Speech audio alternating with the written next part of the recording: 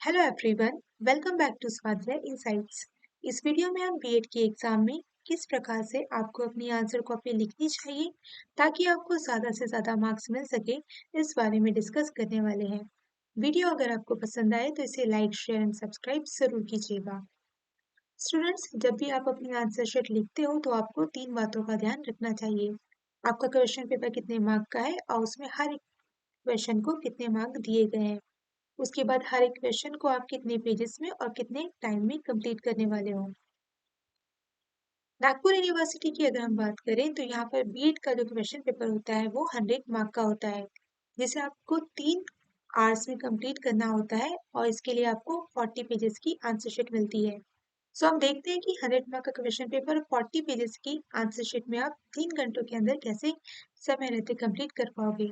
सो इस question paper में 2 question 20 marks के होते हैं, 4 क्वेश्चन 10 मार्क्स के होते हैं और लास्ट के 4 क्वेश्चन 5 मार्क के होते हैं।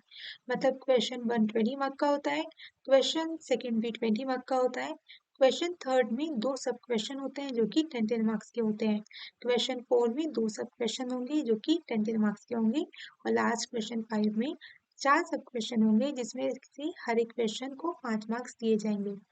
अगर हम इस प्रकार से टाइम और पेजेस को डिस्ट्रीब्यूट कर लेंगे तो हम 3 घंटे में अपना सारा क्वेश्चन सॉल्व कर पाएंगे। मतलब कि आपको 20 मार्क का क्वेश्चन पेपर सॉल्व करने के लिए 8 पेजेस देना होगा और इन 8 पेजेस को कोशिश करनी है आपको आप 40 मिनट्स में कंप्लीट कर पाओ। उसी प्रकार से 10 मार्क के क्वेश्चन को सॉल्व करने के लिए आप 4 पेजेस लोगे और उसे आप 20 मिनट्स में कंप्लीट कर लोगे। वैसे ही 5 मार्क के क्वेश्चन लास्ट में आपको सॉल्व करने हैं जिसे आप 1.5 से 2 पेजेस में कंप्लीट करोगे और 5 से 7 मिनट दोगे। इस प्रकार से आप टाइम और पेजेस को डिस्ट्रीब्यूट कर लोगे तो आपको एग्जाम के समय में सारे क्वेश्चंस को टाइम रहते आप सॉल्व कर पाओगे। इसलिए एग्जाम के पहले भी आप इस प्रकार से एक क्वेश्चन पेपर को प्रैक्टिस के तौर पे सॉल्व करना और इस प्रकार से टाइम डिस्ट्रीब्यूट करके करने की कोशिश कीजिएगा। एक एग्जाम्पल से भी हमें देखते हैं कि हमें किस प्रकार से अपना आंसर राइटिंग करना चाहिए। यहाँ पर एक क्वेश्चन है जो कि 20 मार्क का वेटेज का है। इस क्वेश्चन को हम एक बार पढ़ते हैं। State the theories of learning, explain Pavlov classical conditioning theory with its educational importance. यानी अध्ययन की उत्पत्तियां बताकर पैवलव की अभिजात अभिसंधान उत्पत्ति शैक्षिक महत्व सहित स्पष्ट करो। 20 मार्क का क्वेश्चन है जो कि हम 8 पेजेस में कंप्लीट करेंगे और इसे हम कोशिश करेंगे कि 40 मिनट में हमारा क्वेश्चन लिखकर हो जाना चाहिए। स्टूडेंट्स याद रखिए, जब भी 20 मार्क का क्वेश्चन आता है तो उसमें 2 पार्ट होते हैं। पहला जो पार्ट होता है उसमें किसी कॉन्सेप्ट के बारे में, किसी टॉपिक के कॉन्सेप्ट के बारे में सबसे पहले पूछा जाता है। उसके बाद उसके अंदर के किसी एक पॉइंट को एक्सप्लेन करने के लिए पूछा जाता है। मतलब हमारे पार्ट 1 हो गया, हमें पार्ट 1 में कॉन्सेप्ट लिखना है और दूसरे पार्ट में हमें अपने टॉपिक जो स्पेसिफिक पूछा गया है उसे हमें डिस्क्राइब करना है। यहाँ पर हमें लर्निंग थेरीज के बारे में पूछा गया है, तो कॉन्सेप्ट में हम हमेशा स्टार्टिंग करेंगे। कॉन्सेप्ट को हम हमेशा 3 पेजेस में कंप्लीट करने की कोशिश करेंगे। तो जो भी क्वेश्चन पूछा गया है सबसे पहले आप उसका इंट्रोडक्शन दो, उस टॉपिक को मीनिंग के लिखिए, उसकी कम से कम 2 डेफिनेशन उसके ऑथर्स के साथ लिखिए। उसके बाद उनके टाइप्स, जो भी टॉपिक पूछा गया उसके टाइप्स अगर आपको पता है तो आप टाइप्स लिखिए या फिर ऑब्जेक्टिव, कैरेक्टरिस्टिक्स और इम्पोर्टेंस आप लिखिएगा।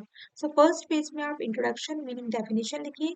सेकंड पेज में आप जो भी एक्सप्लेन कर रहे हो इनमें से किसी एक पॉइंट को, तो उसका एक छोटा सा फ्लो डायग्राम बनाओ और उसके बाद इनको आप एक्सप्लेन करो। 3 पेजेस में आपका इतना काम हो जाना चाहिए। उसके बाद जो भी आपसे स्पेसिफिक पूछा गया है उसको आप एक्सप्लेन करोगे। तो सबसे पहले आपको जो भी क्वेश्चन पूछा गया है उसे आप फ्लो चार्ट के द्वारा बना के दिखाओगे, प्रेजेंट करोगे। उसके बाद हर एक पॉइंट को आप एक्सप्लेन करोगे और लास्ट में आप कंक्लूजन दोगे।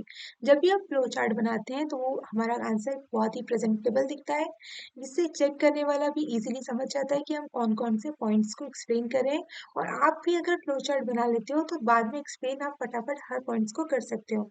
इसलिए अपने आंसर शीट में फ्लो चार्ट को, टी डायग्राम्स को, जो कि आपके पॉइंट्स को हाईलाइट करते हैं, उसे आप जरूर इन्वॉल्व कीजिएगा। इस प्रकार से 20 मार्क के क्वेश्चन की स्टार्टिंग आप इंट्रोडक्शन से करोगे। इंट्रोडक्शन, मीनिंग, डेफिनेशन, उसके बाद आप टाइप्स, ऑब्जेक्टिव्स लिखोगे। लास्ट में आप उसके बाद आप फ्लो चार्ट बनाओगे, अपने सारे पॉइंट्स को अच्छे से एक्सप्लेन करोगे और उसके बाद कंक्लूजन दोगे। इस प्रकार से 8 पेजेस में आप अपना 20 मार्क का क्वेश्चन पेपर 40 मिनट के अंदर कंप्लीट करने की कोशिश करोगे तो आपको ज़्यादा से ज़्यादा मार्क्स मिलेंगे। 10 मार्क की अगर हम बात करें तो जब भी आप 10 मार्क का क्वेश्चन पेपर सॉल्व करोगे तो उसे आप 4 पेजेस में 20 मिनट के अंदर सॉल्व करोगे। तो यहाँ पर भी जो भी क्वेश्चन आप पूछा गया है उसके कॉन्सेप्ट को आप 1 पेजेस में कंप्लीट करो और जो टॉपिक पूछा गया है उसे आप बाद में एक्सप्लेन करो फ्लो चार्ट के साथ। तो यहाँ पर पहले पेज में आप इंट्रोडक्शन, मीनिंग और डेफिनेशन लिखोगे। उसके बाद आप जो पूछा गया उसका फ्लो चार्ट बनाओगे, टी डायग्राम बनाओगे या फिर कोई डायग्राम बनाओगे, उसे अच्छे से हर पॉइंट को एक्सप्लेन करोगे पॉइंट वाइज और लास्ट में कंक्लूजन दोगे। तो इस प्रकार से आप 4 पेजेस आप 10 मार्क्स के लिए ले सकते हो। 5 मार्क का जो क्वेश्चन होता है वो हम 2 पेजेस में या 1.5 से 2 पेजेस में कंप्लीट करते हैं और लास्ट के 5-7 मिनट में हम कंप्लीट करने की कोशिश करते हैं।